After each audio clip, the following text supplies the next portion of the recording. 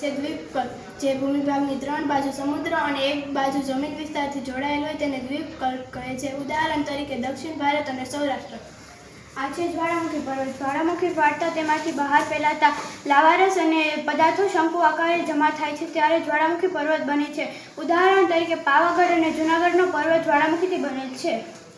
આ છે મેદાન. જમીન પર આવેલા સપાટ ભૂમિભાગોને મેદાન કહે છે. ઉદાહરણ તરીકે ગંગાનું મેદાન. આ છે અખાત. જે જળ વિસ્તારની 3 બાજુ જમીન હોય તેને અખાત કહે છે.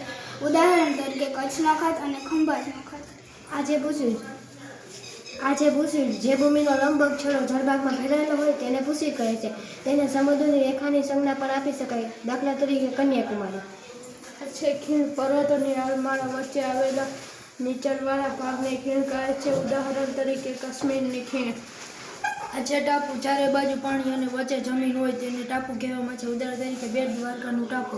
આ છે સમુદ્ર ભૂમિ. 2 જળ વિસ્તારને જોડતી સાંકડી જળપટ્ટીનું સમુદ્ર ધુની કહે છે. ઉદાહરણ તરીકે ભારત અને શ્રીલંકા વચ્ચે આવેલ ભારતની સમુદ્ર ધુની.